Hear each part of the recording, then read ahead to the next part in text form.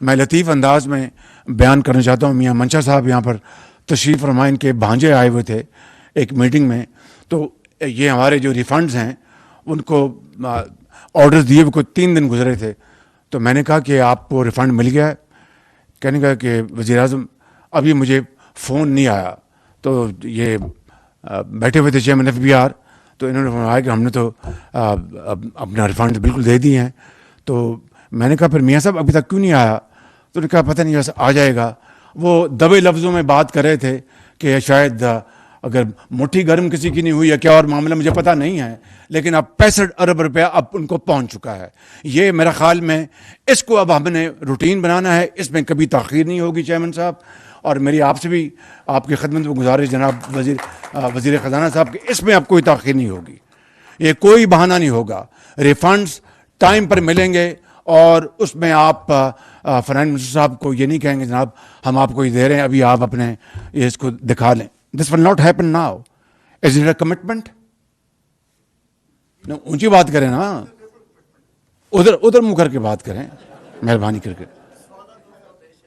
تالیاں بجا دیں جی، انہوں نے کہا کہ کمٹمنٹ نہ کہ اگر اللہ تعالیٰ مجھے روز قیامت پوچھے گا کہ تم نے دنیا میں کیا کیا، تو میں یہ کہوں گا کہ 16 ماہ کے مشکل ترین حالات کے باوجود ہم نے پاکستان کو دیوالیہ ہونے سے بچا لیا. اور یہی وجہ ہے کہ جب انٹرم گورنمنٹ آئی تو وہ ہمارا اسٹینڈ بائی ایگریمنٹ ہو چکا تھا اور انٹرم گورنمنٹ میں بھی ایک نسبتاً ایک اسٹیبلٹی رہی. اور اب انشاءاللہ ہم اس کی طرف آگے بڑھیں گے. یہ تالی بجانے کا موقع نہیں ہے، یہ میں سمجھتا ہوں کہ اپنے گریبانوں میں جھانکنے کا موقع ہے. It's a time for our internal introspection, self introspection. Believe me کہ وہ قومیں آج ہم سے کہاں آگے چلی گئیں جن کو انہوں نے نہ کبھی کشکول اٹھایا تھا نہ کبھی توڑا تھا. اور ہمیں آج بھی ہمیں قرضوں کی جو ایک انبار لگا ہوا پہاڑ ہے قرضوں کا، اس کو قرضے اتارنے ہیں. قرضے لے کے ہم تنخواہیں دے رہے ہیں، قرضے لے کے ڈیولپمنٹ کر رہے ہیں. آج تو الحمدللہ روزے کے دن لہٰذا قرضے کی چائے آپ کو پیش نہیں کی جا رہی، اس لیے کہ ہم سب روزے کے آپ نے روزے رکھے ہیں اور اللہ تعالیٰ کی خوشنودی حاصل کر رہے ہیں. تو کہنے کا مطلب یہ ہے کہ یہ قرضوں کی زندگی کب تک گزاریں گے ہم، کب تک؟ تو اگر ہم نے قرضوں سے چھٹکارا حاصل کرنا ہے اور اگر ہم نے ایک عزت کی زندگی بسر کرنی ہے اور حضرت قائد اعظم کے افکار، علامہ اقبال کے جو سوچ اور افکار، اس کے اوپر ہم نے عمل پیرا ہونا ہے جس کی بدولت پاکستان مارج وجود میں آیا تھا. تو پھر ایک ہی راستہ ہے کہ ہم یکجاں دو قالب یکسوئی کے ساتھ اکٹھے ہو جائیں اور دن رات محنت کریں. کمپلیکیٹڈ ایشوز ہیں وہ فیڈرل لیول پر بھی اور انٹر پروونشل لیول پر بھی، ان کو ہم نے ریزالو کرنا ہے. آپ ہمیں مشورے دیں گے، میں میٹنگز برابر کر رہا ہوں انشاءاللہ، اور اس کے نتیجے میں ہم اللہ تعالیٰ کے فضل و کرم سے اپنی پالیسیز تیزی سے ان کے اوپر امپلیمنٹ کریں گے.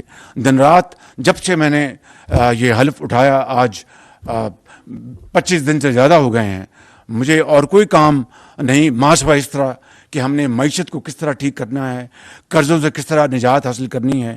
IMF سے ہمارا اسٹینڈ بائی ایگریمنٹ، اس کا سیکنڈ اور لاسٹ ریویو ختم ہو گیا. اس کے نتیجے میں جو اسٹاف لیول ایگریمنٹ بھی ہو گیا اور امید کی جانی چاہیے کہ اگلے مہینے جو آخری قسط وہ آ جائے گی.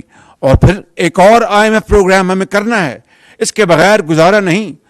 دیکھیے کہ Rome was not built overnight, اس کے لیے ایک راستہ، ایک روٹ ہے، وہ اختیار کرنا ہے. اور ساتھ یہ بات واضح رہنی چاہیے کہ IMF کے پروگرام کے ساتھ ہمیں گروتھ بھی کرنی ہے، ہمیں لوگوں کو جاب اپرچونیٹیز دینی ہے، ہمیں اس ملک کے اندر مہنگائی کا اس کو تدارک کرنا ہے. تو IMF پروگرام اگر ہے تو کس نے روکا ہے کہ زراعت کو آپ دگنا کر دیں؟ کس نے نہیں روکا. IMF کا اگر پروگرام ہے تو کس نے روکا ہے کہ IT کے ایکسپورٹس آپ اپنا دن رات کوشش کر کے بڑھائیں؟ IMF کا اگر پروگرام ہے تو کس نے روکا ہے کہ باقی جو نان ٹریڈیشنل اور ٹریڈیشنل آپ کی ایکسپورٹس ہیں ان کو آپ آگے نہ بڑھائیں؟